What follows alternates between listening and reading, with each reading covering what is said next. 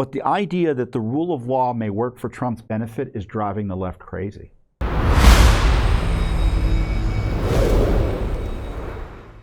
And the other big fight is going on in Miami this week, and this is where, you know, Judicial Watch comes in. We, as you know, have the Miami case is the case being pursued by Jack Smith before Judge Eileen Cannon. And Jack Smith is trying to throw Trump in jail on what are violations of the handling of classified records or records covered by the Espionage Act. And of course, the defense by Trump is under the Presidential Records Act, under the Constitution, prior Justice Department policy and such. This prosecution has no foundation. He didn't do anything wrong. And what's interesting is the big fight is that the Justice Department and Jack Smith are very upset that Judge Eileen Cannon is giving Trump the time of day and treating him fairly and taking his constitutional arguments seriously. And so they're going crazy and trying to intimidate the judge, quite apparently, and I'll get to that later. I mean, look at all the left attacks on Judge Cannon, the same left that attacks President Trump for criticizing Judge Engoron and Judge Merchant and Judge Chutkan. It depends who's where, you know, it depends whose ox is being gored, right? And so in this case, which centers around the Presidential Records Act, a big fight is the precedent set by a District of Columbia case pursued by Judicial Watch, the Clinton sock drawer case. And, you know, without getting into the weeds of what's going on in the specific case in Miami, essentially, there's a big fight over whether certain jury instructions that were asked for by Judge Cannon, because she wanted to get a feel for where the parties were in the matter, how they might read as it relates to the Presidential Records Act. And of course, the left went crazy because that seemed to suggest that Judge Cannon was willing to at least let a jury decide if the Presidential Records Act exonerated and vindicated President Trump. And so in response to that, Judge Jack Smith's legal team, Justice Department attorneys working for you and me, the federal taxpayer, went ballistic and filed an hysterical brief that focuses its attacks on Judicial Watch and me. And it begins, this is a section, the notion that Trump might have designated the documents as personal was first invented in February 2022. So we'll get to those tweets later, put that down for now. On February 7th, 2022, the Washington Post reported that in January, NARA, the National Archives, had retrieved 15 boxes of documents and other items from former President Donald Trump's Mar-a-Lago residence because the material should have been turned over to the agency when he left the White House. That article quoted a statement by the archivist noting, "The Presidential Records Act is critical to our democracy, in which the government is held accountable to the people." I don't know what that means.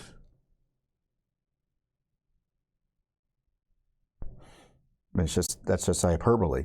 At that point, the public reporting related only to Trump's non-compliance with the PRA, the Presidential Records Act. The fact that he retained highly classified materials did not become public for several days. This is where he brings us in. On February 8th, 2022, the day after the Washington Post article was published, the president of Judicial Watch posted the following two statements on Twitter. And there's all my tweets. So my tweets are now part of the record. It's easier for me to read the screen than my fact check. The left media is being dishonest about the Trump records issue. A president has discretion on what documents to retain as presidential records while in office, so the law allows Trump to tear up documents, shred them, and take documents when he left the White House. And I think the stories at the time talked about him tearing, they were going crazy because he supposedly, or he was alleged to have torn documents up and put them in the toilet. Fun story. Judicial Watch sued over Bill Clinton's hiding records in his sock drawer. And I've told you about that case before. Court told us to pound sand because presidents essentially can do whatever they want with their records. Remember this when you hear anti-Trump media caterwauling about his tearing up documents. Those are two pretty good tweets, I think. And have held up well, don't you think? They've held up well over time. Immediately after posting the second tweet, the Judicial Watch president sent to an employee in Trump's post-presidency office a link to the tweet and offered to discuss the issue with Trump. A few hours later, the Judicial Watch president sent the same person his analysis of the case Judicial Watch versus NARA, which is the sock drawer case. That evening, the Judicial Watch president circulated to the employee a proposed public statement for Trump's consideration, which included language that the PRA, the Presidential Records Act, and judicial decisions gave Trump the right to keep the documents he returned to the National Archives. The statement never issued.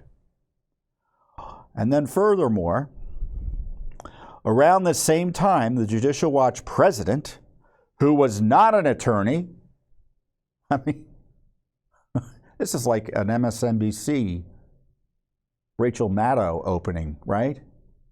Maddow, excuse me, told another Trump employee that Trump was being given bad advice and that the records Trump possessed at Mar-a-Lago should have been characterized as personal. The second employee advised the Judicial Watch president that they disagreed with the Judicial Watch president's analysis. In Judicial Watch, referencing the sock drawer case, former President Clinton had made the designation of certain records personal while president, whereas Trump had not done so. The second employee further informed Trump that the Judicial Watch president was wrong and explained why. Nevertheless, on February 10th, 2022, Trump released a statement claiming, in part, "I've been told I was under no obligation to give the material based on various legal rulings that had been made over the years." Before this time, the second employee had never heard this theory from Trump. No other witnesses recalled Trump espousing the theory until after the Judicial Watch president conveyed it to him in February of 2022. Well, there you have it. Now, I can't talk directly about what's in this, in the sense I can't respond to the specifics on the advice of counsel. But I can say generally what I've been saying publicly, right? And I can say this sort of hysterical, crazed depiction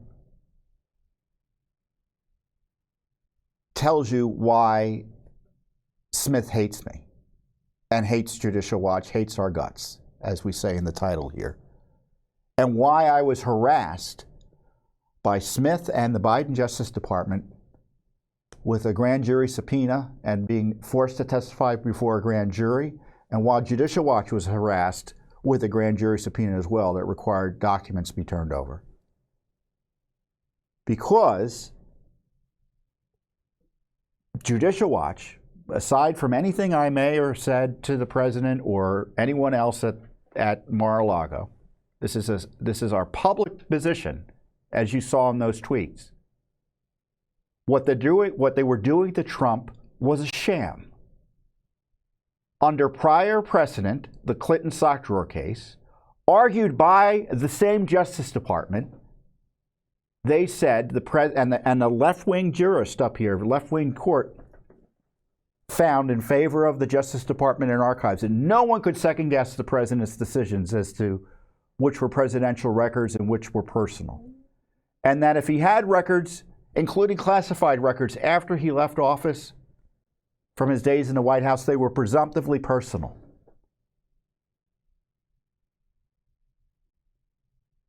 And that's why they're harassing us. That's why they're abusing us, because we blew the whistle based on these public reports, and I've been public ever since, that they did a 180 to target Trump. And that was confirmed further by Special Counsel H.U.R., who, when faced with the same exact circumstances for Biden, in the sense that Biden had records knowingly and willfully he had no right to, gave Biden a pass because Biden argued, in part, that he had every right to the records. And Hur concluded that was a plausible defense. And compare and contrast that with the hysterics in these documents. As I told you about my prior grand jury appearance before Jack Smith, they argued with me about tweets. They argued with me about what I had for lunch. And they argued with me about this very issue. And I told them about the Clinton Stockdale case. So they knew. They knew. And they tried to intimidate and harass me in a way to undermine what could be the defense that curtails and shuts down that abuse, at least that part of the abuse that's broader, I know, in Miami. Because part of this scandal of Jack Smith is him trying to intimidate the judge into issuing orders about jury instructions and things way before they're due under the law. And the judge says no. I mean, President Trump had been asking her to dismiss this case outright even before the trial began based on the Presidential Records Act. And she decided yesterday, I don't know, do I have that decision here? Yeah, I do.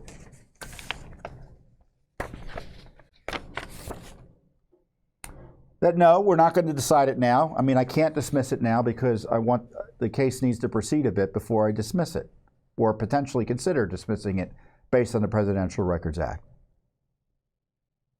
So it's still a possibility that this case ends because of that Presidential Records Act.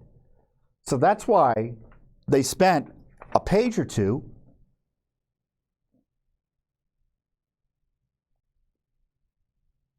yelling about Tom Fitton and what he said about the Presidential Records Act. And of course, you know, this to me is a signal that I've completely broken the Justice Department and Jack Smith. They don't know what to do with what we've said. Our truth-telling has broken them. And the media, of course, went crazy as well. I had this tweet earlier. The Daily Beast, which is like a really nasty left-wing publication, but it's indicative of the way the media and the left has been reacting to Smith's histrionic brief. What did I say? What was the? Do you have the tweet? Iacina has simultaneously broken the Biden Justice Department, Jack Smith, and the left media and their left media minions. This is a quote from the Daily Beast. That theory, which is the Presidential Records Act theory, of course, I'm talking about a decision by a federal court. It's not me. Started with Tom Fitton, the muscle-bound activist who isn't a lawyer but successfully takes on high-profile legal fights through his nonprofit, Judicial Watch.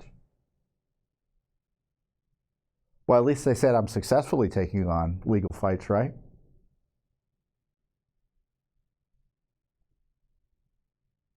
Again, you know, the weird focus on my personal appearance, the weird focus by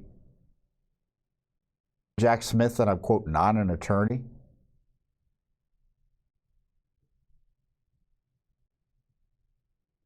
You don't have to be an attorney to recognize what a case is about.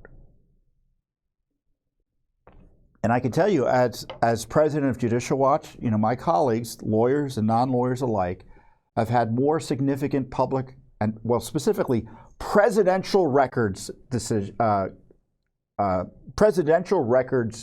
expertise and background and related work than virtually anyone talking about it today. I mean, it's not just the Clinton Stockdale case. We were in battles with the Clinton administration, the Bush administration, this administration, on federal records issue after federal records issue, including records related to the President of the United States.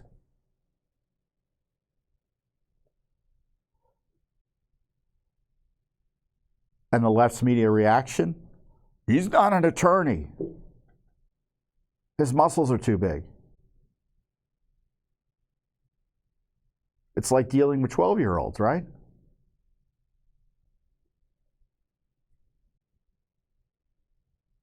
So I don't know what's going to happen with this case, how it's going to proceed. I can tell you the way I think it ought to proceed. I think it ought to be dismissed. The President of the United States, according to prior Justice Department positions, but not only with Clinton, but with Reagan, because Reagan had material that was classified in his diaries. This was in the Hur report. And no one thought to go bother him for it, even though everyone knew he had that material. So this is the first time that the law has been applied this way, which of course is a defense, right? Because you're relying on the way the law has been applied before in decision making. And what they're having to grapple with is that when it came to Bill Clinton, they said no one had a right to second guess the president's decision making on this. And then they say, even if under the Espionage Act, which is a different law, the Espionage Act is a much older law than the Presidential Records Act. I would say the Presidential Records Act probably guides the understanding of how the Espionage Act applies, if at all, to the president. But that's handling of national defense information. He's national defense information. He's commander-in-chief. Trump was. Of course, he has discretion as to what records he keeps as presidential and personal, even if they are technically covered by the Espionage Act. It doesn't override the Constitution or his rights as President of the United States and Commander-in-Chief. They cite an Obama executive order as guiding what Trump is supposed to do. In what theory of the universe would a prior executive order by another president restrict the constitutional powers of a subsequent president?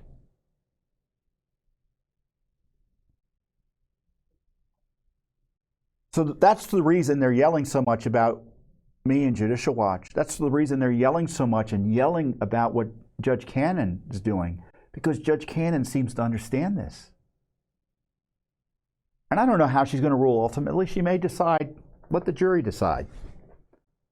Or, this isn't a defense, and, this will all have to be decided on appeal whenever that happens. I don't know.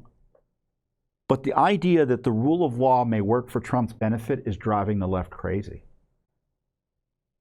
And they're upset with Judicial Watch for our truth-telling. And it tells you how important and effective our voices can be. Because you think nothing, I should say this, you think. I know it's sometimes you see these issues and you say, well, what can be done? All this abuse is happening. We can't do anything. Well, we can do something. The reason the Justice Department's attacking me, the reason they harassed me at home with an FBI visit, with a grand jury subpoena, the reason they harassed Judicial Watch with a document subpoena and forced me to go to a grand jury for hours of testimony, was because we threatened their charade of a case against Trump. And it's confirmed again this week by the court in Florida that this is a live issue still. And you can see it's confirmed again this week because they spent pages in a major court filing attacking us. But we're not going to give up. We still got questions for Jack Smith. Who's working with you, Mr. Smith? Why are you hiding the top names of the people working for you? The top staff? What you hiding from us? We have a right to these names under law. We got a federal court case that's proceeding against them now. So we're not intimidated. And frankly, briefs like this are a sign of weakness and panic, not the other way around. Isn't this interesting, though, huh? I think it was filed. When was this filed? Was it late Friday night or Monday? I think it was Monday. Oh, here's the date. Well, maybe the date isn't there. Anyway, it was filed at the last minute, and I noticed online folks started talking about Tom Fitton in the brief. I'm like, oh boy, what's going on there? And I can only shake my head, right? I can only shake my head when I see the government yell about my tweets.